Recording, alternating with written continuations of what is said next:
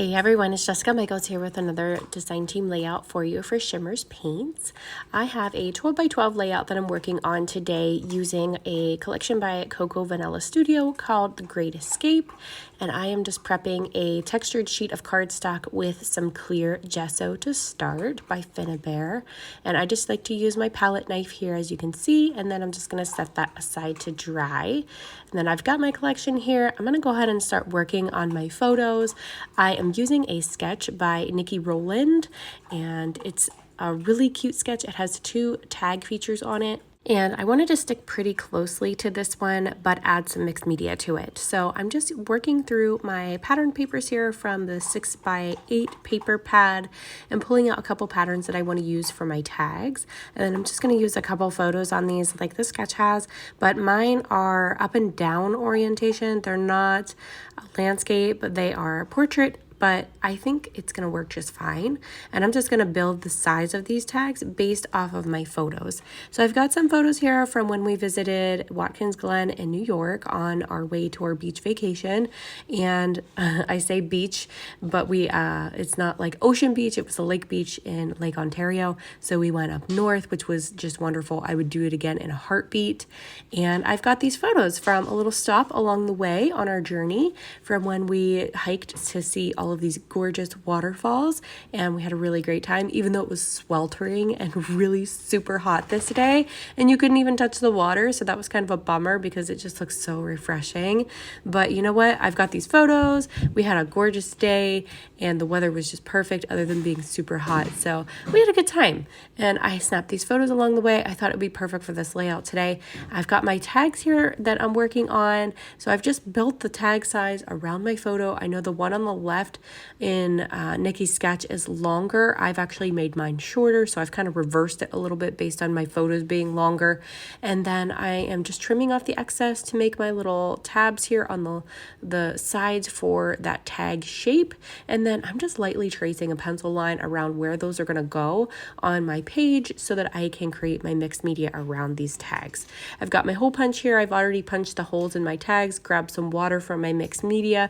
The big thing about mixed media is how you prep your paper. I've prepped mine with gesso to hold up to all of these wet mediums and help my paper to not tear or warp. And it also creates some blendability within the colors. So that gesso is really going to allow movement with your colors, allow them to blend together. Versus if you don't use gesso, your paper just soaks up all of the colors immediately and they don't move around and they don't blend. So that's kind of why I use gesso and why I like to use it for mixed media like this. I'm just using some Shimmerz sprays. These are mostly vibes. I've got that greenish blue one at the very top left is called Ocean Water. It's got more of a greenish tint to it. And then the blues that I'm using are a Coloringz in Mama Sings the Blues and a Vibes in Deep Blue Sea. The greenish one there is also a Vibes called Arti-Choked.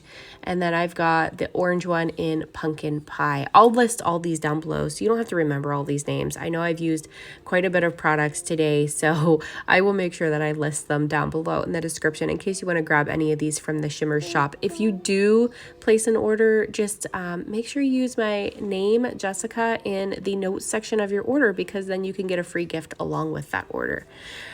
Here I'm just flicking on some splatters just by undoing the nozzle and then just using that tip as a splattering tool, just by kind of flicking it on with my fingertip there. Just creates a little bit more dimension and breaks up the colors a little bit.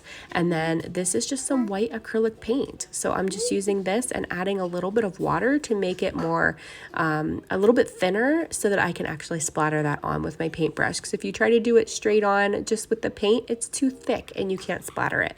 I went in with my heat gun and dried up that layer. I'm adding a second layer of mixed media here.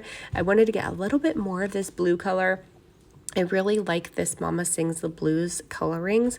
It's just a really, really nice shade of like a medium kind of a denim-y blue. And I went ahead and added that in and then just adding a little bit more splatters.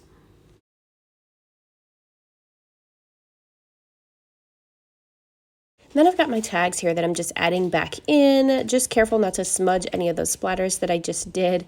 And I wanted to make that one tag just a little bit longer that has the photos on it. So I'm just gonna grab a border die from my stash and cut a scallop border for the very top, and then just go ahead and attach that to the top of my tag using some of this Nouveau Deluxe adhesive. And I do end up adding it to the other tag as well in a different color, just for some balance and some uniformity, and just to kind of make them match a little bit.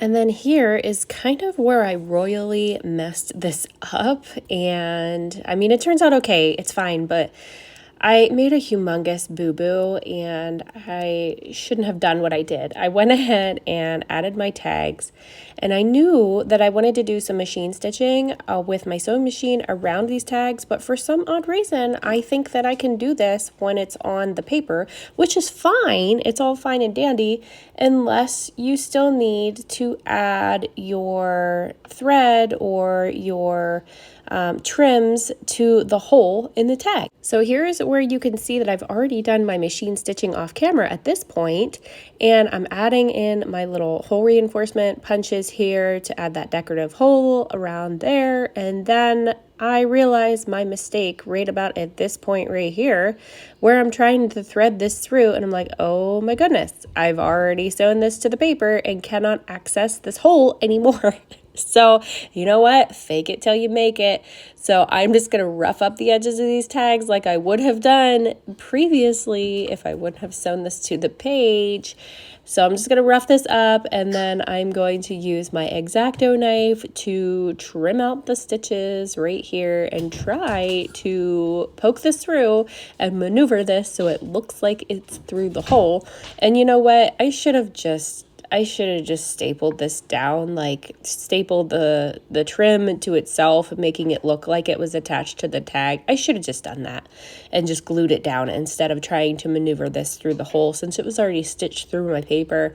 I ended up cutting this directly through the entire paper, and it was just a mess trying to get this one in there. But you know what? In the end, it works out, and it's not a big deal. Nobody's ever going to know this except for you guys watching this video. People that are flipping through my books are going to have no clue that this occurred or that there was a problem. I made it look like it was supposed to be. I tried to staple this directly to the tag. I didn't have enough space in there to do that, so I just moved my staple down a little bit further down on the trim piece. That way it just still looks like it's stapled together. It kind of helps hold that into place where I wanted it to be, so it didn't pop up off of my page. And then I did another boo-boo at this point. Thought that I was filming this whole time. I was not, so you missed my stamping, but really didn't miss much. I just used a couple stamps by Ellie's to stamp on this little chipboard sign board. I added those words onto the signs, which I thought just was super cool, and I was totally impressed with myself. And then I've added the little phrase at the bottom on my tag, and then just did my journaling there, which just says the name of the place. And then I've got some flair by Scrappin Happy Studio that just worked out perfectly for this layout. This is some canvas flair. It's been in my stash for quite a while, so I was happy to use some of that on this layout today. That one says take a hike, and then I've added a little binder clip that I have a metal die for by Bramble Fox. And then I've got the chipboard letters here that I'm going to use as my title. That's just from that Great Escape collection by Cocoa Vanilla Studios. And I've grabbed all these other elements from there as well, especially this little adventure title. I thought that was just perfect, that I was getting to use that little adventure piece along with the letters, the chipboard letters, and then that little place, little phrase there, places to go or something, that's from the cut apart sheet from one of the 6x8 papers. So that came in the mini paper pad. And I just cut that out and just roughed up the edges. Then I'm just popping it up with some 3D foam squares on top of my little car, because this was a little kind of a stop in our route to our destination. So I thought that little car was pretty appropriate. Our car was fully packed. It looked pretty similar to that. And I'll be sharing that photo in my little mini album that I'm doing at some point. That's kind of one of my beginning photos, is how packed the car was. And it just kind of got worse and worse along our journey because we stopped for groceries along the way too. So it just was pure craziness by the time we got to our destination.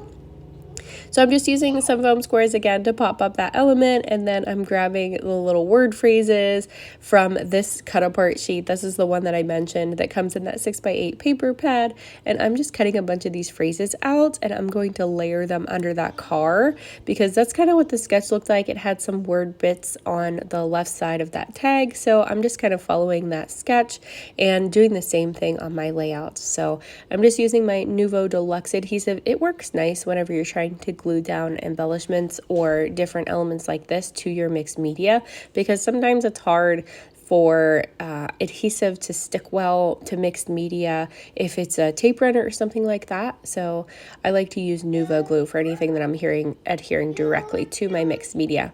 I've added some gold splatters. That one was a Color Splash product called Gold Digger. And it's just a really nice shade of gold. And I just wanted to have a little pop of yellow in there somewhere. Baby girl is here and chattering up a storm while I add these little stars on here, just from the chipboard pack and then from that other word phrase pack as well. So I am just finishing this up at this point, just adding a few little touches here and there. I really liked that little star from the die cut pack and another canvas flare from Scrappin Happy Studio. So I'm just gonna lightly glue down my little star down there, and then I'm gonna add some thread in behind my flare, just using some glue dots to sandwich that thread in between there, and then glue directly down to my layout using those glue dots as well. There, I sped that up a little bit. I did add some thread in behind the other canvas flare as well, just to make that kind of balance out and add texture up in that portion as well. Then I'm just basically finishing this up and sticking down all of these chipboard stars. I do like to add glue to the backs of my chipboards just for extra reinforcement, just in case. And then I was done with this layout, and then I realized that I had this whole other pack of kind of they're not really epoxy, but they're kind of like puffy stars and little shapes, like space shapes and things.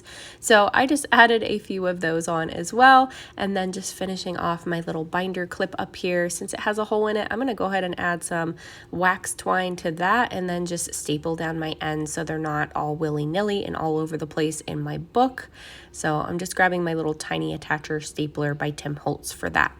So I'm going to link all these products that I've used today down below in the description. Here's what the finished layout looks like. Absolutely love how this one came together so quick and easy with that sketch by Nikki. So thank you, Nikki, for the inspiration today. And as usual, I will link all the products down below that I've used today in case you want to grab anything from anywhere or know what I used. And thank you guys so much for watching. Thanks for being here and have a great day. Bye-bye.